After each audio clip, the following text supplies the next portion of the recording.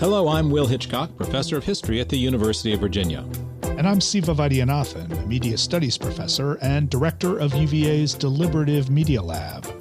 And this is Democracy in Danger, a show that explores the problems and crises facing democratic governance in the United States and around the world. So last time we talked to Nicole Hemmer of Columbia University about the conservative media landscape, the rise of the alt-right, and how both have shaped public discourse in America. Well, today we're going global in search of insights about fascism, populism, and illiberal democracy in Latin America.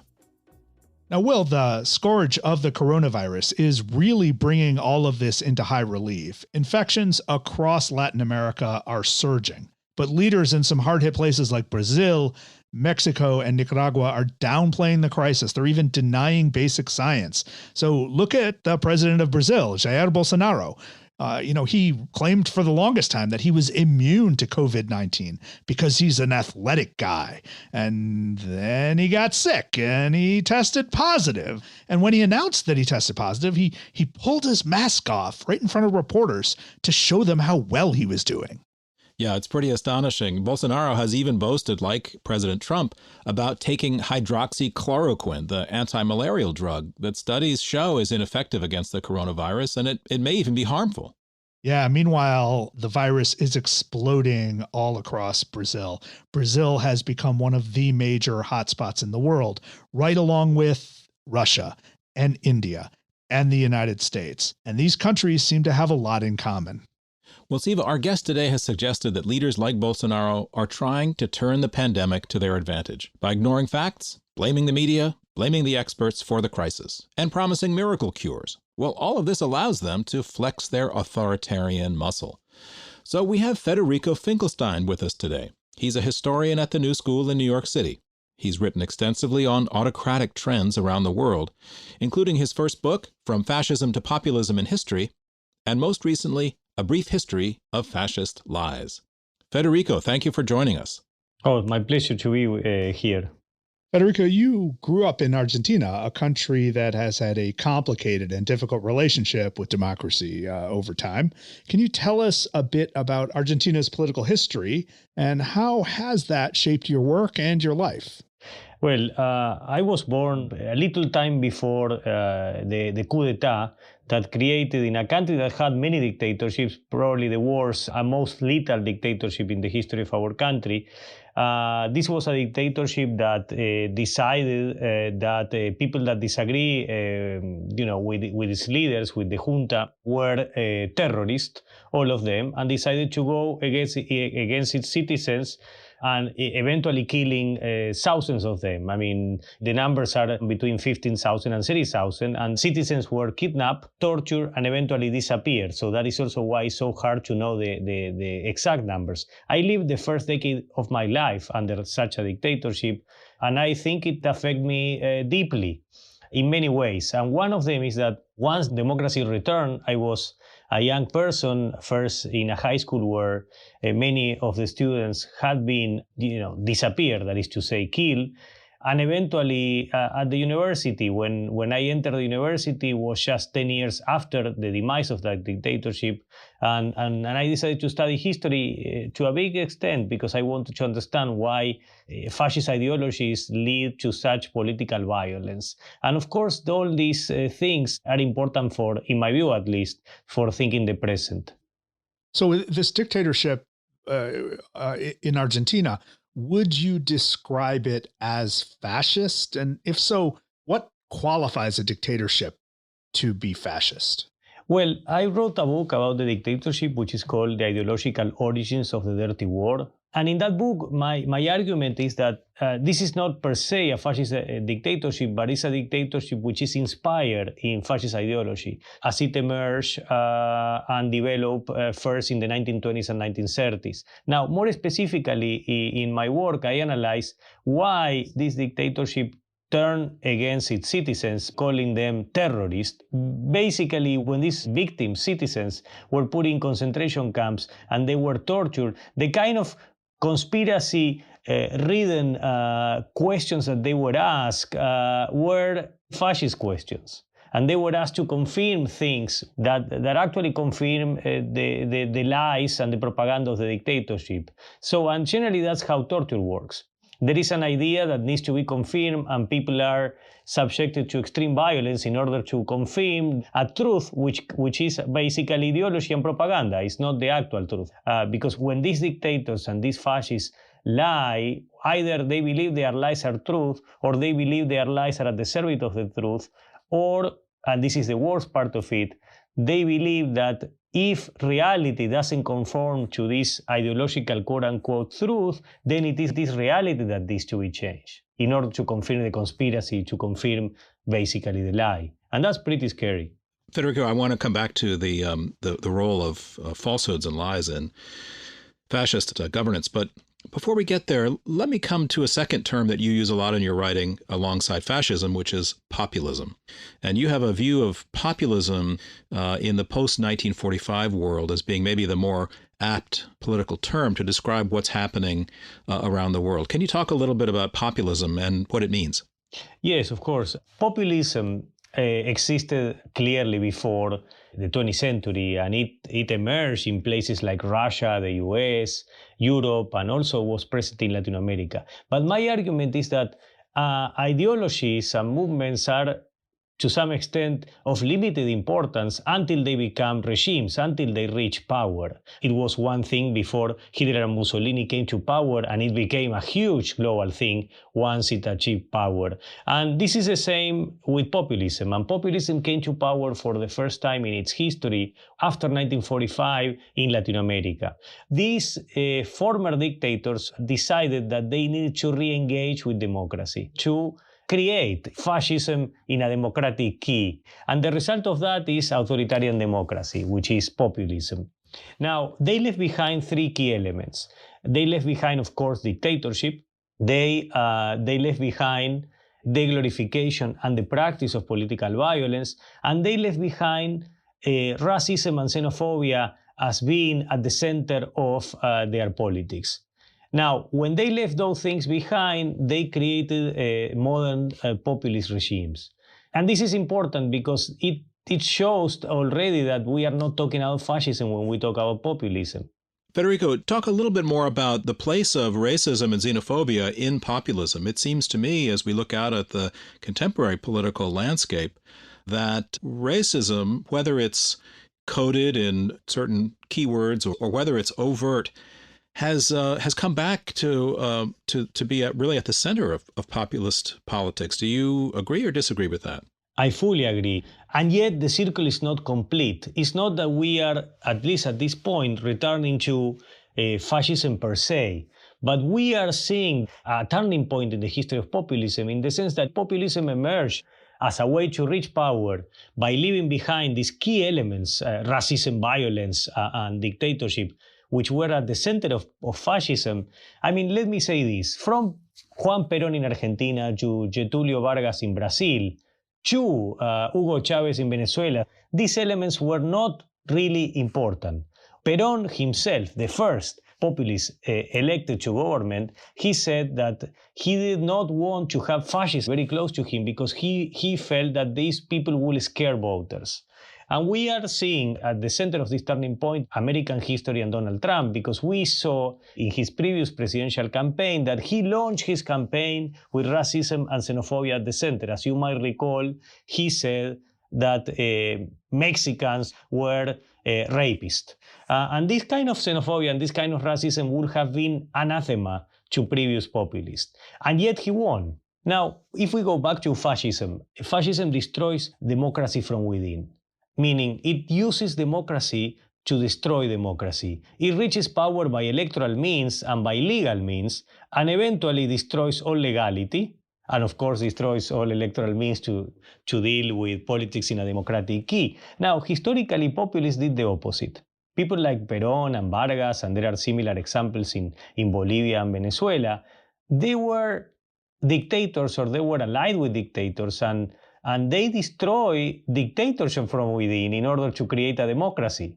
I mean, of course, the result of that was this authoritarian form of democracy, which involved, issues of social justice even, and anti-racism, at the same time that it involved authoritarian leadership. That's why populism is a kind of hybrid which combines authoritarianism and democracy.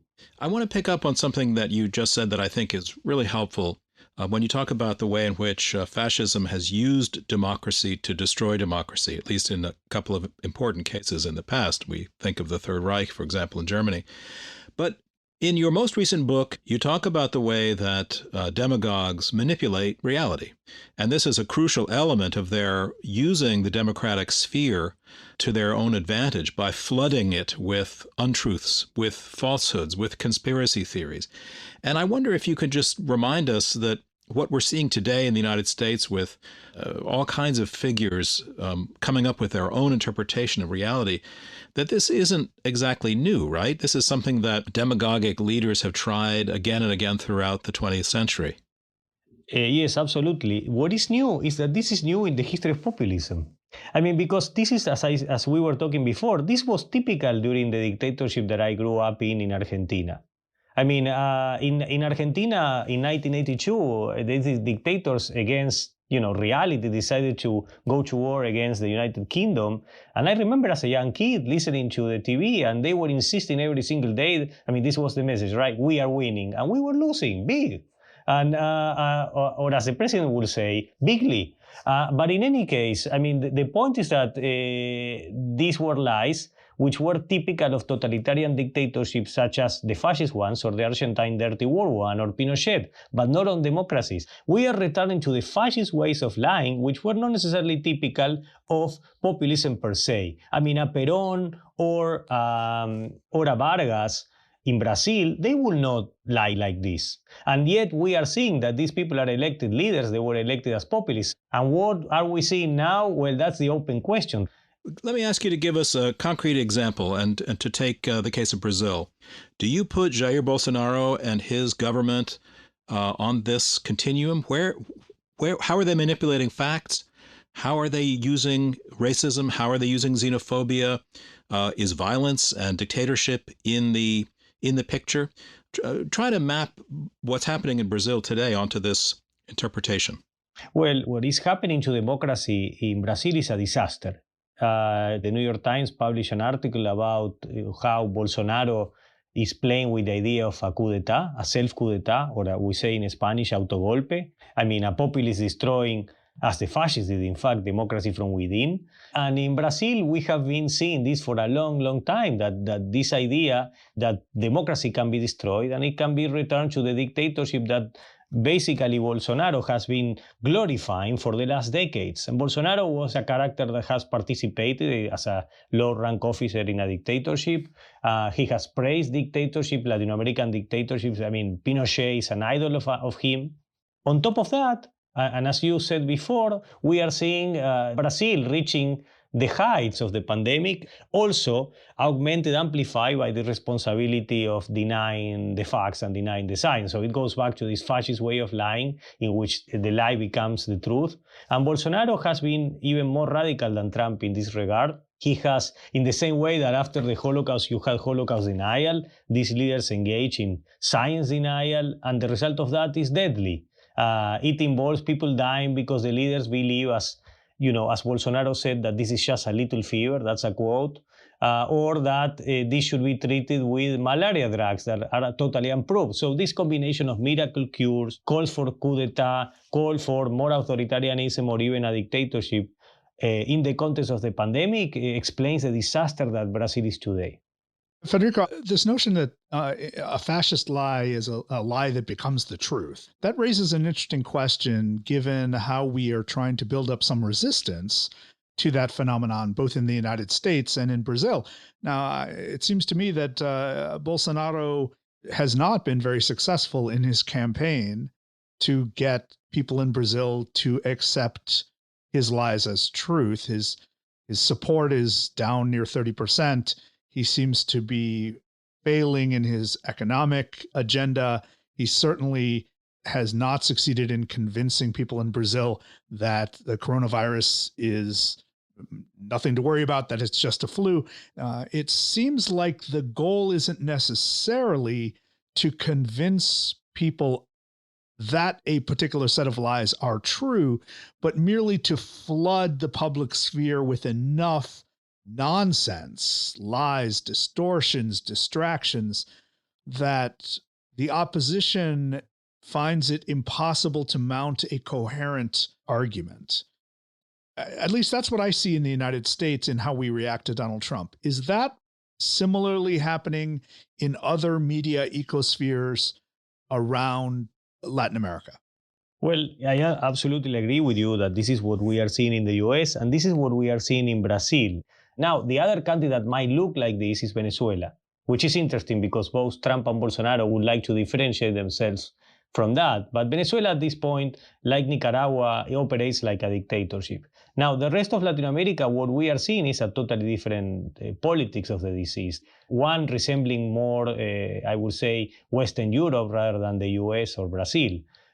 These are the cases of Chile, Argentina, Uruguay. So, I mean, in a way, I would say that Brazil is being Americanized because Bolsonaro is trying to imitate Trump all the time. The difference is that he can get away with things that Trump so far has not been able to do. It's important, again, that there are some pillars of democracy here, which are an independent press, our right to talk and vote and protest. Now, Brazil at this point, there is a 30% approval for Bolsonaro.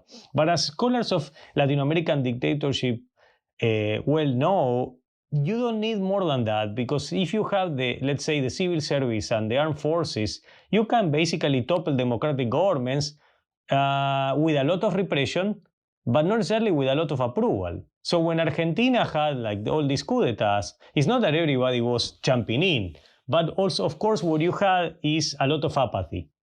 So my point is in Brazil, at this point, the concern is not whether the population is against. The majority of Brazilians do not like Bolsonaro at this point. And my colleagues and friends are telling me that you could hear this, almost every day in Brazil's main cities. Bolsonaro could get away with this by having, some collaboration from the civil service and certainly from the armed forces. So that's why it's the threat of a coup d'etat, because he can get away with things that so far in the US, I mean, there is more institutional autonomy, I think, and I mean, this idea that you see all these, for example, generals talking against the president, you don't see in Brazil.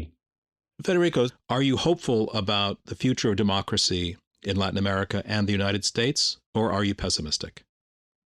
Well, I'm hopeful because we know, I mean, this is important, we know what happened before. We know what happened when democracy was not defended properly. And I think I mean, even the fact that we are having this conversation shows that, that this is a time to talk about these things in order to make it impossible for dictatorship or fascism to be amplifying the world. And I think in that sense that, I'm positive, but still, my opinion is that we need to be extremely active at this point, that this is not late. And when it is late, we cannot even have this conversation anymore. I mean, in a dictatorship, we will not be able to have such conversation. And when I was younger, I mean, these conversations were forbidden and even extremely dangerous. Federico Finchelstein, thank you so much for joining us today on Democracy in Danger. Thank you.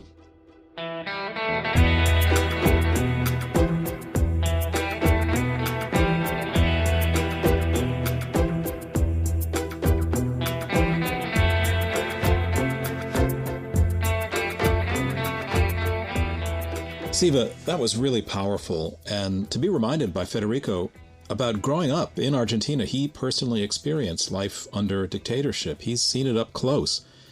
And so when he looks at what's going on in Brazil today, he's deeply worried, I think rightly so, as Brazil falls prey to populism. And as he sees it, even it seems to be slipping backward towards some fascist forms of rule.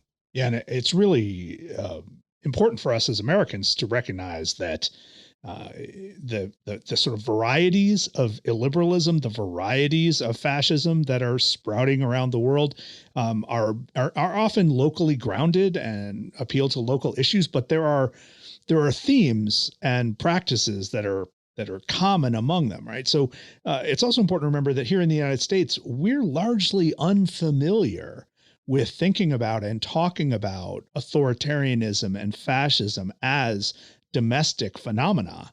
And so it's hard for us to assess whether what we're going through right now in the United States even comes close to what Argentina has experienced in real life in recent history, or what Brazil has experienced in real life in recent history. So if you grew up in Brazil, you grew up in Argentina, you actually have some life experiences, some family experiences, some stories, some sense of recent history that you can compare and contrast to. Maybe we're not as on guard as some other places where people have very recent memories of fascism creeping in or rolling in. One of the themes that seems to link together some of the countries that we've been looking at in our discussions is the way that populism, whether it's in Brazil or in the United States, works through the ballot box. That's something Federico emphasized in Brazil, or with Viktor Orban in Hungary, even Donald Trump in the U.S. These guys came to power through a democratic process, and this is the key paradox, I think, of our time. There are a lot of voters who actually are uncomfortable with democracy, and they see democracy as potentially harmful for their interests, so they're fine with a strongman type of populist leader who is openly working to subvert democracy by intimidation or voter suppression, stacking the courts, and so on. And this is just a fascinating tension that many countries are experiencing. Or maybe it's that a large number of people in many of these countries are very good with procedural democracy. They're very comfortable with the idea that there should be a plebiscite and that the leader should have this certification from the voters, even if there's some cheating at the margins, right? And we saw this, during the Cold War, where there would be fake elections in the Soviet Union or in the Eastern Bloc, and then there would be a crowing of democratic legitimacy. Ceausescu always seemed to win his election with 103% of the vote, in Romania. But even now, like, we actually have legitimate or quasi-legitimate, functional or operational democracy, the trappings of democracy. Narendra Modi, clearly an authoritarian religious nationalist, has won his elections with first a plurality and then an overwhelming majority of the vote in his two consecutive elections in the world's largest democracy, a democracy that has high levels of turnout in every election. So what he opposes are the principles of liberal democracy, a notion of tolerance for dissent, the notion of having multiple parties that are able to operate without fear. All of those secondary levels of democracy seem to be in danger, while the actual act of voting is often something that these leaders still support. They do, of course, want to control who gets to vote, and we're seeing that definitely here in the United States.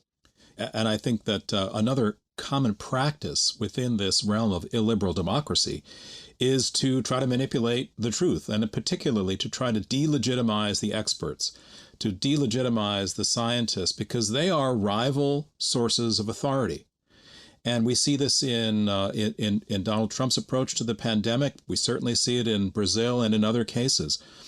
Yeah, but even that's not consistent across the world, right? So you have AMLO in Mexico, who is a left-leaning populist who is certainly invested in expanding the political power of ethnic minorities and the poor in Mexico, who also is denying basic scientific facts about the current pandemic. And in contrast, you have Narendra Modi in India, who totally embraces the scientific consensus, both in terms of the pandemic and COVID-19 and climate change.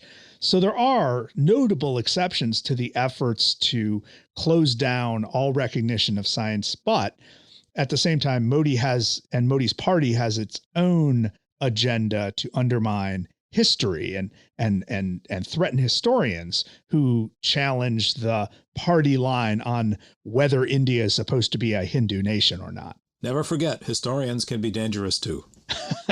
Apparently in India, they're considered dangerous. That is one of the more alarming things going on. So in other words, we see different targets of the attack on cosmopolitan expertise in different places.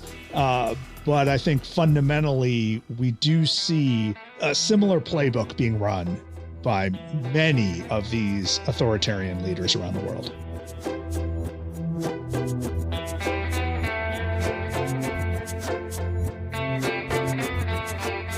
That's all we have for today on Democracy in Danger. Stay tuned for our next episode with our colleague here at UVA, Matt Hedstrom. He'll help us understand how religion has been deployed and exploited in American politics. When I hear the term Christian nationalism, what I think it means most fundamentally is simply the idea that the United States is or has been or ought to be a Christian nation. And when you have a minute, visit our homepage, medialab.virginia.edu. You'll find links to all of our shows, news about the health of democracy, and links to other stuff that we've been reading. Or pick up your phone and subscribe to Democracy in Danger. You can find this podcast wherever you get the rest of your podcasts. And while you're there, please reach out to us, leave us a review, let us know what you think of the show. Democracy in Danger is produced by Robert Armengol, with help from Jennifer Ludovici. Support comes from the University of Virginia's Democracy Initiative and the College of Arts and Sciences. Democracy in Danger is a project of the Deliberative Media Lab at UVA.